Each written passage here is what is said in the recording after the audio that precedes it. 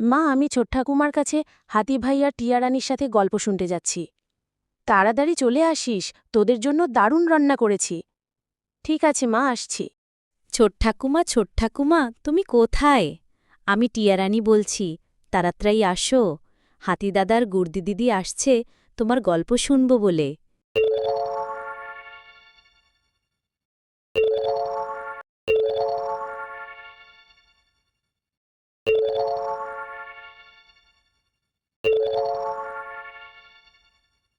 এই তো, আমি চলে এসেছি। তারা কোথায় সব? এখনই চলে আসবে ওরা। এই তো আমি চলে এসেছি ছোট ঠাকুমা। গুর্দি কোথায়? গুর্দি কোথায় গেল?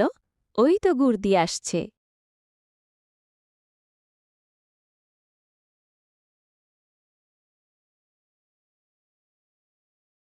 ছোট ঠাকুমা, আমি এসছি।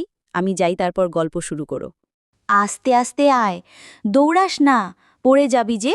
তুই এলেই গল্প শুরু করব। তোমরা সবাই মাকে বলে এসেছো যে তোমরা আমার কাছে আসছো? হ্যাঁ ছোট ঠাকুমা, আমরা সবাই বলে এসেছি।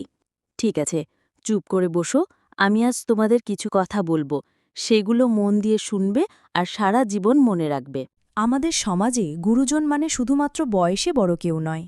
তারা হলেন অভিজ্ঞতা, জ্ঞান এবং জীবনের শিক্ষা বহনকারী ব্যক্তিত্ব। তাদের প্রতি শ্রদ্ধা প্রদর্শন করা শুধু একটি সামাজিক নিয়ম নয়, এটি একটি মূল্যবোধ যা আমাদের পরিবার, সংস্কৃতি ও ধর্ম শিখিয়েছে। গুরুজনদের সামনে অশোভন বা বাজে কথা বললে শুধু তাদেরই নয়, নিজেরও সম্মান ক্ষুণ্ণ হয়। এই আচরণে পারিবারিক পরিবেশ খারাপ হয়। গুরুজনদের অসম্মান মানে তাদের উপদেশ, শিক্ষা, অভিজ্ঞতাকে অবজ্ঞা করা। অথচ একজন গুরুজন আমাদের জীবনের দিক নির্দেশক। গুরুজন আমরা কাকে বলি? যারা আমাদের থেকে বয়সে বড়, আমাদের শিক্ষাদান করেন, ভুল কাজ করলে বারণ করেন। যেমন মা, বাবা, দাদু, ঠাকুমা, কাকা কাকিমা, স্কুলের মাস্টারমশাই। এদের সবসময় কথা শুনবে আর তোমাদের ভালো হবে। তোমরাও ছোটদের খারাপ কাজ থেকে বারণ করবে। তোমরা নিজেরাও কোনো খারাপ কাজ করে বড়দের অসম্মান করবে না। আজ আমি আসি, অনেক গল্প হলো, আবার কাল আসব। তোমরা সবাই ভালো থাকো, সাবধানে বাড়ি চলে যেও।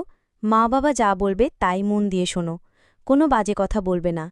টাটা, বাই বাই, আমি এবার অন্য দেশে যাই।